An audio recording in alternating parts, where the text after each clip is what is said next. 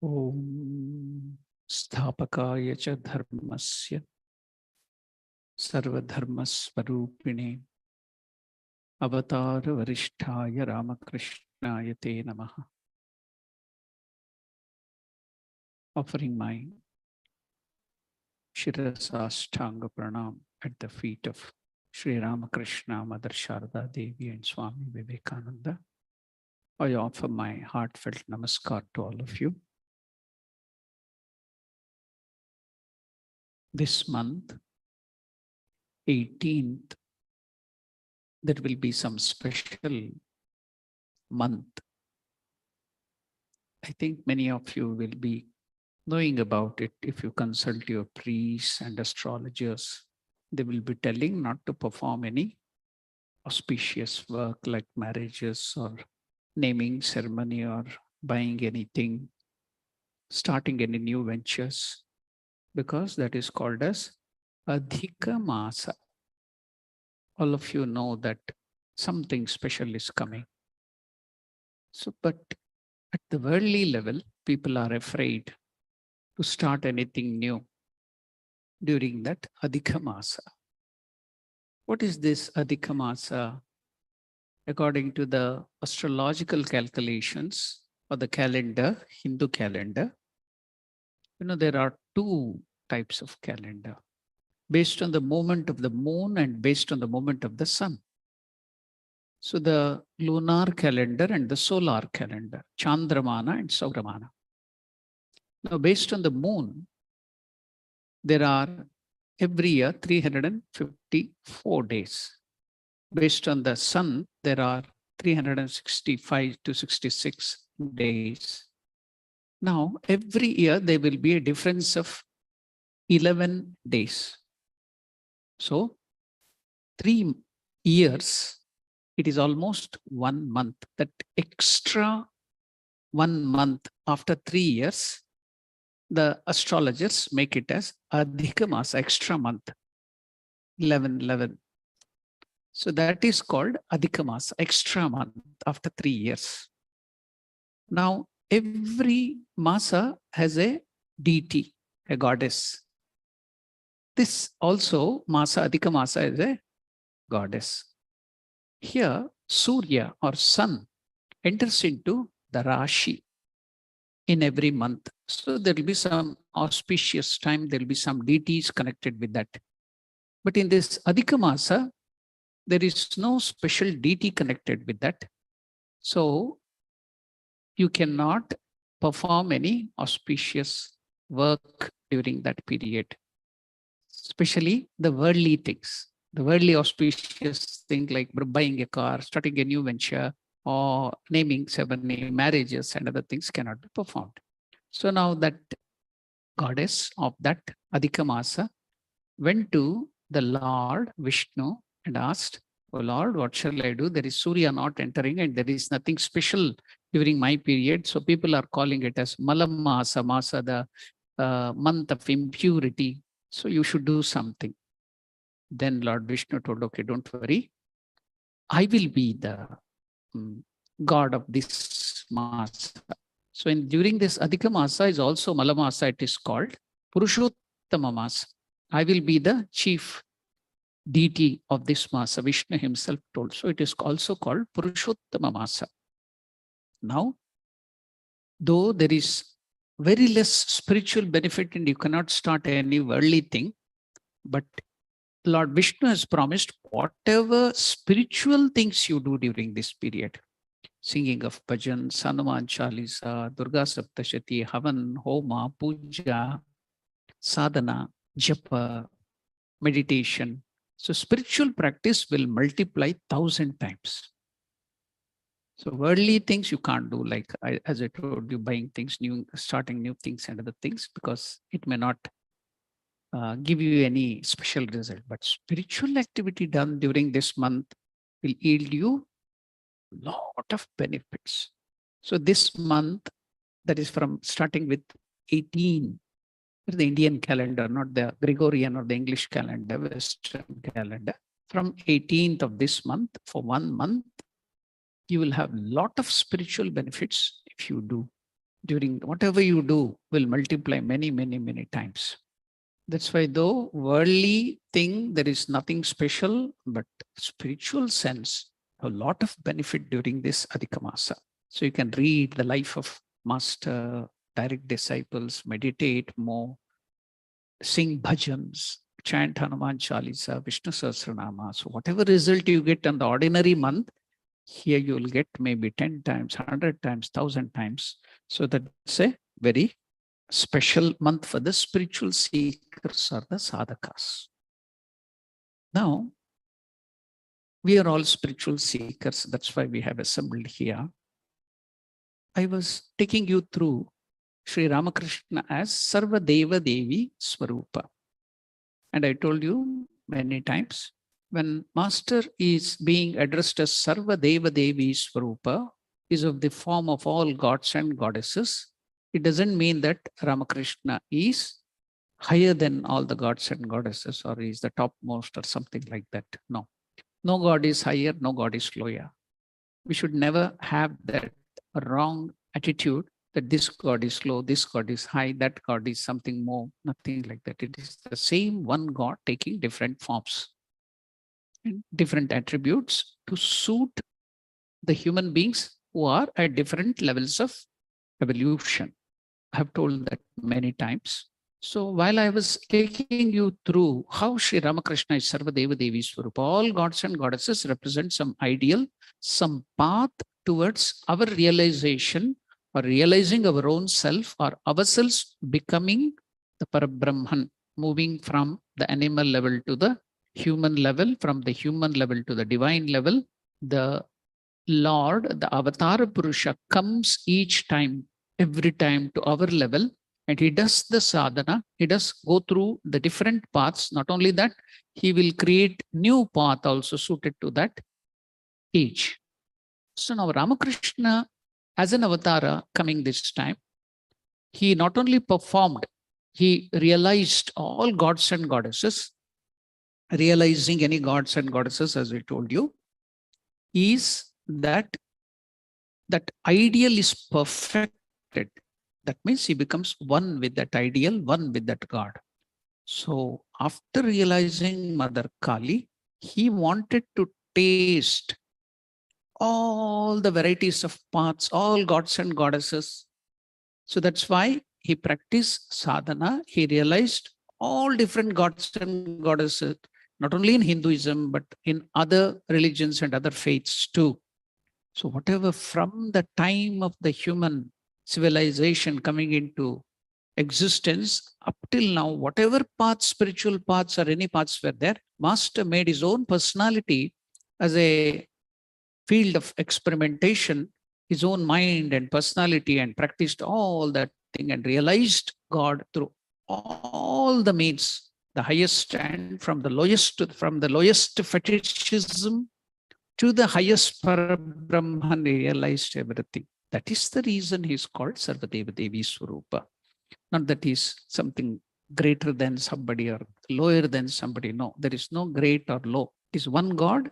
So all gods are equal.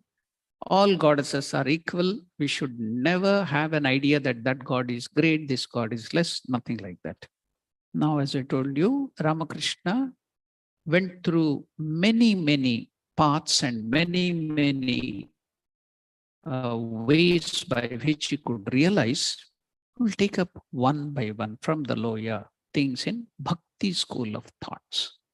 You know, devotional school, there, one of the way to realize, approach God, as I told you many times, ordinarily, let us now go through the words of Master himself, where he's telling, when you have to realize God or go through the path of sadhana, Sri Ramakrishna is telling, the devotees must assume towards God a particular attitude. God, Ramakrishna is telling, in his incarnation as Sri Ramachandra, demonstrated Shanta Bhava attitude, Dasya Bhava, Vatsalya Bhava, and Sakhya Bhava.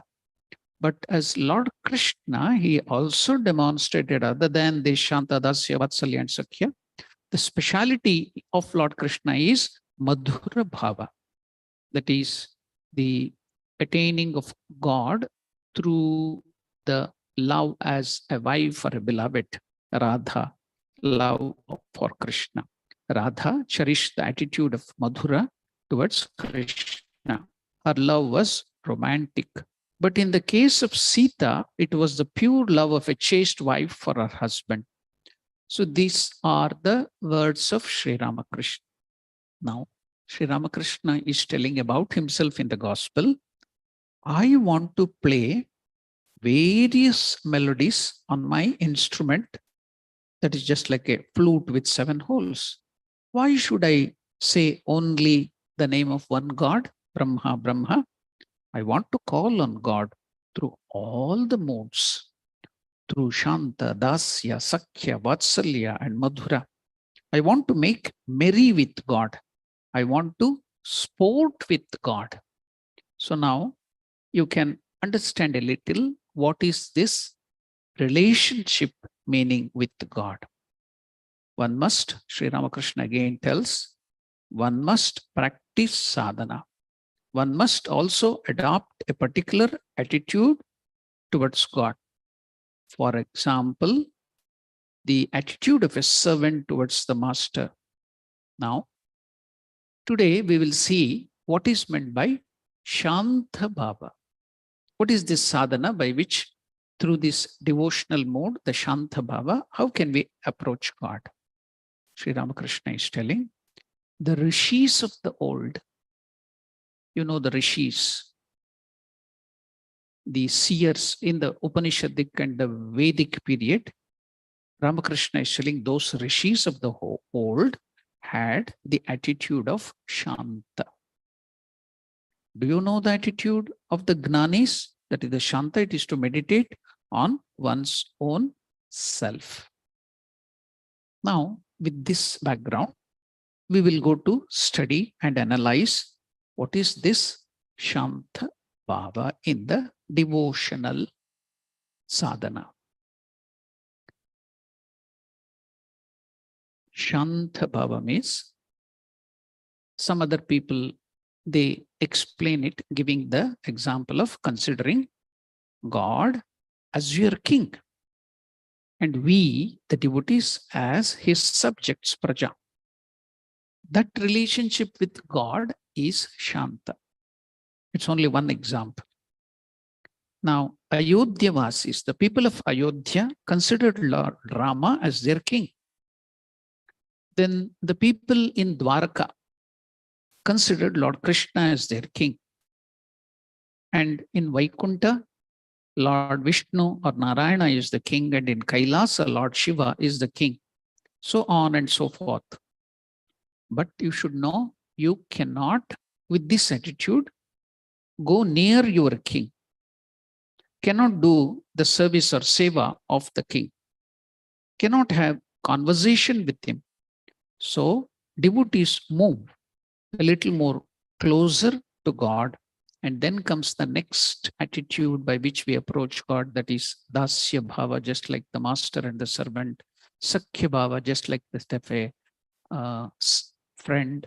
Then there is the Vatsalya Bhava, just like the we ourselves becoming father and mother, and God is our child. That is the attitude. Then there is the Matru Bhava, where we approach God as our mother. Then there is the Pitru Bhava, where we approach God as father. So that like that we have different attitude by which we approach God. Now this Shanta Bhava, just like the king and the subject, we shall dwell a little more into this Shanta Bhava. The lowest form of love of God is this peaceful attitude, the Shanta Bhava. This is just the commonplace love of God, maybe a little higher than which is accompanied by ceremonies and rituals. You know, people are very fond of doing puja, rituals and other things. So this ritualistic, monotonous way and going to the temple, taking the prasad, doing arati, this is Vaidi Bhakti, the lowest nursery or baby nursery. This Shanta Bhava is a little above this. This is the commonplace love, maybe a little higher than which is accompanied by ceremonies and ritually. However, the bhakta or the devotee in this stage is calm, peaceful, and gentle. That's why the name Shanta Bhava. The mind of the devotee is free from mundane thoughts. His mind is calm or Shanta. It's full of knowledge, devoid of any emotions. His mind is like an ocean without waves. The bhakta's mind is absorbed in God consciousness. He is not affected by external occurrences. This kind of bhakti is mostly practiced by sannyasins or the gnanis of the highest order. They direct all their emotions or their bhava, attitude towards the Lord. So the best example which can be given from our Puranas or the scriptures is Bhishma. You know, in the Mahabharata, Bhishma was a perfect example of Shanta Bhava. He had all his emotions under control. He was a ruler of his emotions. Shanta Rasa is an attribute of Brahman. Then Brahman means God without form. When you approach God without form and without attributes, that is called Brahman. Sannyasins who practice Shanta Rasa are known as Swatmarama munis or tapasvins. They lead a life of seclusion. They study scriptures and associate themselves with people of similar nature. So now we have got a little idea of what is Shanta Bhava. So to know it logically and to know it scientifically, then we have to approach Swami Vivekananda. So Vivekananda is always logical, scientific in approach. So what does Swami Vivekananda tells in the complete works about this? He gives the example of Christ or Christianity. Shanta Bhava is illustrated by the religion of Christ, Swami Vivekananda tells. Now, let each man seek and take of God whatever is suitable to him. Compare each animal absorbing from nature whatever food is suitable to it. The fault with all religions like the, what you call the Abrahamic religions is that they have only one set of rules for everybody. But Hindu religion is suited to all grades of religious aspiration and progress. It contains all the ideals in their perfect form. For example, Vivekananda tells the ideal of Shanta or blessedness is to be found in the Rishi Vasishta. And then he goes on to explain that of love in Krishna, that of duty in Rama and Sita, and that of intellect in Shukadeva. Study the character of these and of other ideal men, adopt one into your life which suits you the best. This is what Swami Vivekananda tells about Shanta Bhava in the devotional path.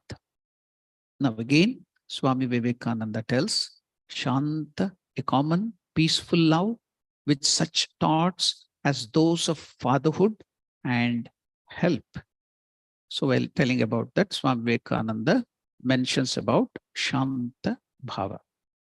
Now, again, Swami Vivekananda tells some of the great writers on Parabhakti have tried to understand and experience this love in so many, this love of God in so many different ways.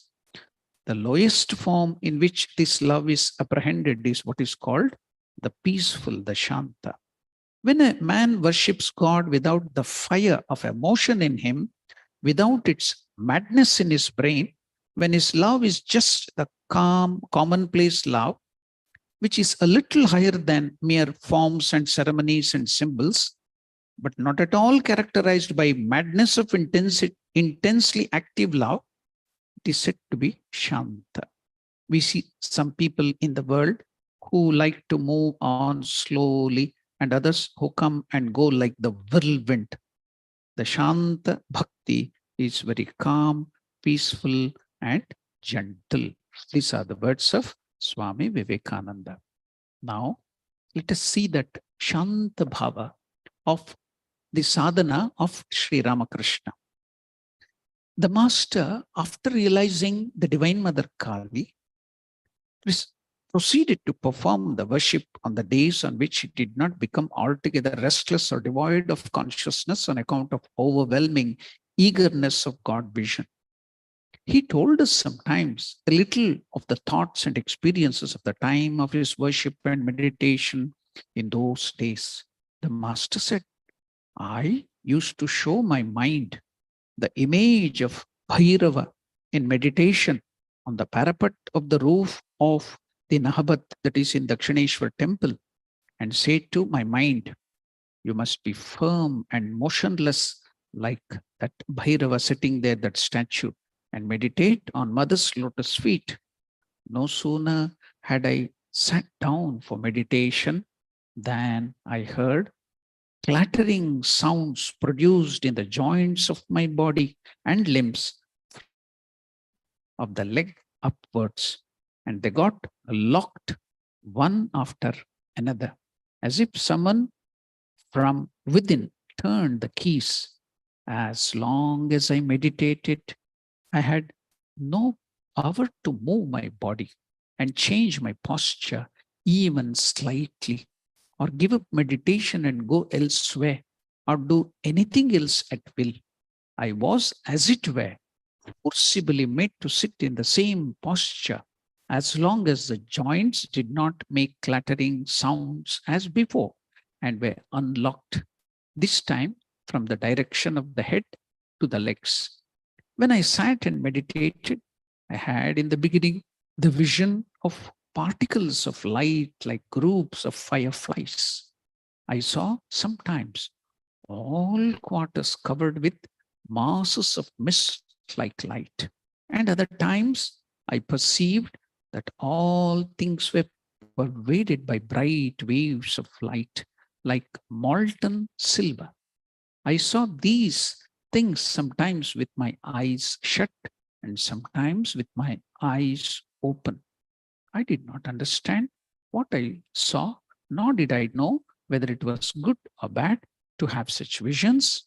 I therefore prayed to Mother with a troubled heart. Oh, Mother, Ma, I don't understand. Mother, what is happening to me?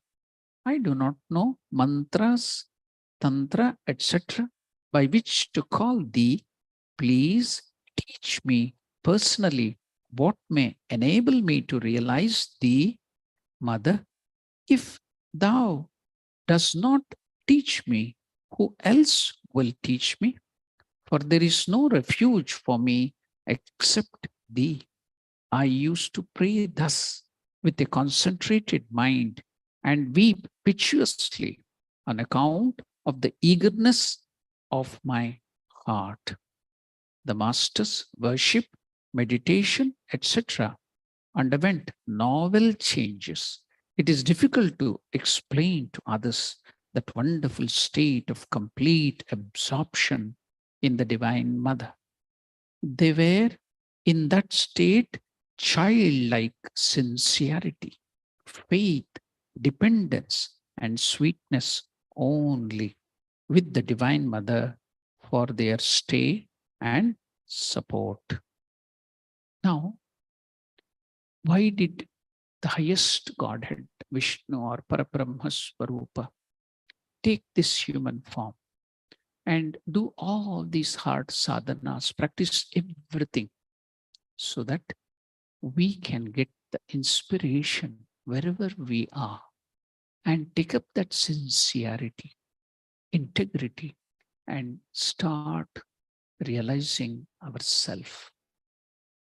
Now, if Master has taken so much of hardship to come down to this world and showed like a child all these paths, should we not at least try So the first step is Shanta Bhava. In that, how Sri Ramakrishna used to sit and meditate and do the japa and all the practices. Now he have already got the vision of Divine Mother. He need not do anything. All these things is being performed by him so that we may take up, we may get some inspiration, and then we can also proceed slowly in spiritual life. So let us get the cue from the life, study of the life of Sri Ramakrishna. Get the inspiration, start from the first step wherever we are, and be benefited by studying the life of Sri Ramakrishna. Om Shanti Shanti Shanti Harihi Om Tat Sat Sri Ramakrishna Arpanamastu. So during the Adhikamasa, you can't do any worldly activities.